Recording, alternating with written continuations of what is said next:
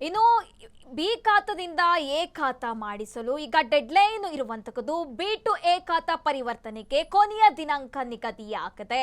August 23ನೇ ತಾರೀಕು ಅರ್ಜಿ ಸಲ್ಲಿಕೆ. ಬಿ ಟು ಎ ಖಾತಾ ಪರಿವರ್ತನೆಗೆ ಕೊನೆಯ ದಿನಾಂಕ ನಿಗದಿ. ಆಗಸ್ಟ್ 23ನೇ ತಾರೀಕು ಅರ್ಜಿ ಸಲ್ಲಿಕೆಗೆ ಕೊನೆಯ ದಿನಾಂಕ. 23ರ ನಂತರ ಅರ್ಜಿ ಸಲ್ಲಿಕೆ ಮಾಡಿದ್ರೆ ಖಾತಾ ಪರಿವರ್ತನೆಯಾಗಲ್ಲ. ಆಗಸ್ಟ್ 23ರ ಒಳಗೆ ಅರ್ಜಿ ಸಲ್ಲಿಕೆಗೆ ಇದೀಗ ಜಿಬಿಎ ಡೆಡ್ಲೈನ್ ನೀಡಿದೆ. ಬಿ ಟು ಎ ಖಾತಾ ಪರಿವರ್ತನೆಗೆ 100 ದಿನ ಕಾಲಾವಕಾಶ. ಯೋಜನೆ ಅಂತ್ಯವಾಗುವ ದಿನಾಂಕ ಪ್ರಕಟಣೆ ಮಾಡಿದೆ ಜಿಬಿಎ.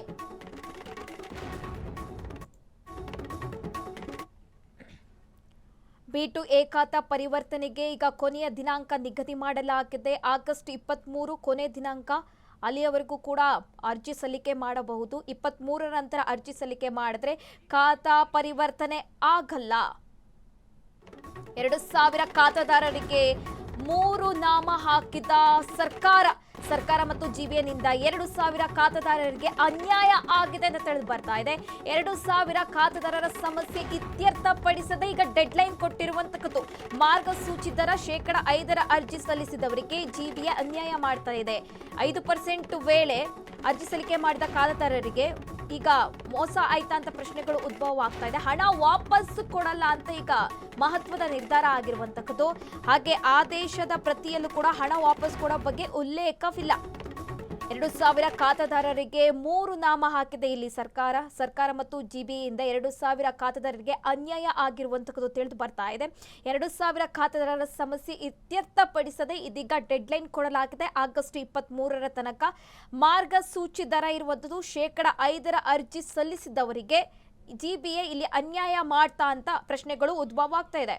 ಈ ಬಗ್ಗೆ ಹೆಚ್ಚಿನ ಡೀಟೇಲ್ಸ್ ಕೊಡ್ತಾರೆ ನಮ್ಮ ಪ್ರತಿನಿಧಿ ದೀಪಾ. ದೂರವಾಣಿ ಸಂಪರ್ಕದಲ್ಲಿದ್ದಾರೆ. ದೀಪಾ, ಇದೀಗ ಬಿ ಟು ಎ ಖಾತಾ ಪರಿವರ್ತನೆಗೆ ಕೊನೆಯ ದಿನಾಂಕ ಈಗ ನಿಗದಿ ಮಾಡಲಾಗಿದೆ. ಜಿಬಿಎ ಕೂಡ ಡೆಡ್ಲೈನ್ ಕೊಟ್ಟಿರುವಂತದ್ದು ಒಂದು ವಿಚಾರ. ಹಾಗೆ ಇನ್ನೊಂದು ವಿಚಾರ ಏನಂದ್ರೆ ಇಲ್ಲಿ ಸರ್ಕಾರ ಮತ್ತು ಜಿಬಿಎಯಿಂದ 2000 ಖಾತಾದಾರರಿಗೆ ಅನ್ಯಾಯ ಮಾಡ್ತಾ ಸಮಸ್ಯೆ ಇತ್ಯರ್ಥಪಡಿಸ್ತಾನೆ ಡೆಡ್ಲೈನ್ ಕೊಟ್ಟಿರುವುದು ಎಷ್ಟರ ಮಟ್ಟಿಗೆ ಸರಿ ಅಂತ ಏನೆಲ್ಲ ಡೀಟೇಲ್ಸ್ ಇದೆ ದೀಪಾ?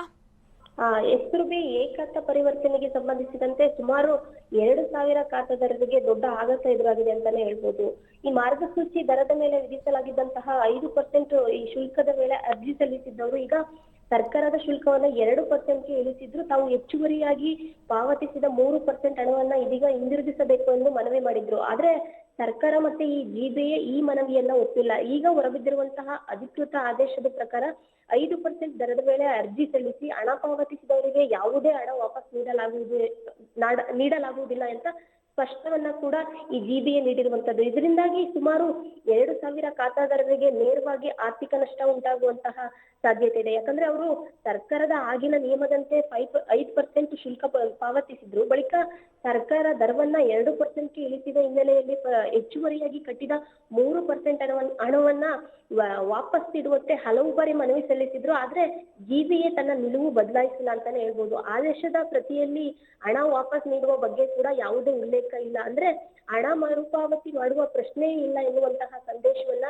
ಜಿಬಿಎ ಸ್ಪಷ್ಟವಾಗಿ ನೀಡಿದೆ ಅಂತಾನೆ ಹೇಳ್ಬೋದು. ಇನ್ನ ಈ ವಿಚಾರದಲ್ಲಿ ಜಿಬಿಎ ನೀಡಿರುವಂತಹ ವಾದ ಗಮನಾರ್ಹವಾಗಿದೆ ಅಂತಾನೆ ಹೇಳ್ಬೋದು. ಶುಲ್ಕವನ್ನ 2%ಗೆ ಇಳಿಸಿದ್ದೀವಿ, ಇದೇ ರೀತಿ 5% ಇಂದ 7%ಗೆ ಹೆಚ್ಚಿಸಿದ್ರೆ ಅರ್ಜಿದಾರರು ಹೆಚ್ಚುವರಿ ಹಣವನ್ನ ಪಾವತಿಸಬೇಕಾಗ್ತಿತ್ತು. ಆಗಿರುವಾಗ 3% ಹಣವನ್ನ ಹಿಂದಿರುಗಿಸೋದಕ್ಕೆ ಅವಕಾಶ ಇಲ್ಲ ಎಂಬ ನಿಲುವನ್ನ ಅಧಿಕಾರಿಗಳು ಸಮರ್ಥಿಸಿಕೊಂಡಿದ್ದಾರೆ. ಇನ್ನೊಂದೆಡೆ ಖಾತಾದಾರರು ಈ ನಿರ್ಧಾರದಿಂದ ತೀವ್ರ ಅಸಮಾಧಾನವನ್ನ ವ್ಯಕ್ತಪಡಿಸಿದ್ದಾರೆ ಅಂತಾನೆ ಹೇಳ್ಬೋದು.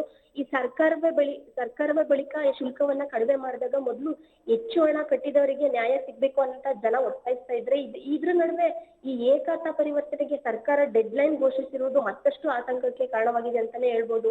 ತಮ್ಮ ಸಮಸ್ಯೆ ಇತ್ಯರ್ಥವಾಗದೇ ಇರುವಂತಹ ಸಂದರ್ಭದಲ್ಲಿ ಗಡುವು ನೀಡಿರುವಂತದ್ದು ಸುಮಾರು 2000 ಅರ್ಜಿದಾರರಿಗೆ ಸಂಕಷ್ಟಕ್ಕೆ ಸಿಲುಕಿದೆ ಅಂತಲೂ ಈ ಸಾರ್ವಜನಿಕ ವಲಯದಲ್ಲಿ ಕೇಳಿ ಬರ್ತಾ ಇರೋ ಒಂದು ಆರೋಪ. ಒಟ್ಟಾರೆಯಾಗಿ ಈ 5% ಶುಲ್ಕದ ವೇಳೆ ಅರ್ಜಿ ಸಲ್ಲಿಸಿದವರಿಗೆ ಹಣ ವಾಪಸ್ ಇಲ್ಲ ಎನ್ನುವುದು ಈಗ ಅಧಿಕೃತವಾಗಿದೆ. ಇದರಿಂದ ಸುಮಾರು 2000 ಖಾತೆದಾರರಿಗೆ ಆರ್ಥಿಕ ಹೊರೆ ಉಳಿದಂತಾಗಿದೆ. ಈ ನಿರ್ಧಾರವನ್ನ ಸರ್ಕಾರ ಮರುಪರಿಶೀಲಿಸಬೇಕೆಂಬ ಒತ್ತಾಯ ಕೂಡ ಖಾತೆದಾರರಿಂದ ಕೇಳಿ ಬರ್ತಿದ್ದು, ಮುಂದಿನ ದಿನಗಳಲ್ಲಿ ಈ ವಿಚಾರ ಯಾವ ತಿರುವು ಪಡೆದುಕೊಳ್ಳುತ್ತೆ ಎಂಬುದನ್ನ ಕಾಲಷ್ಟೇ ನೋಡ್ಬೇಕಾಗಿದೆ. ಸುರಭಿ, ಮಾಹಿತಿಗಾಗಿ ಧನ್ಯವಾದಗಳು ದೀಪಾ.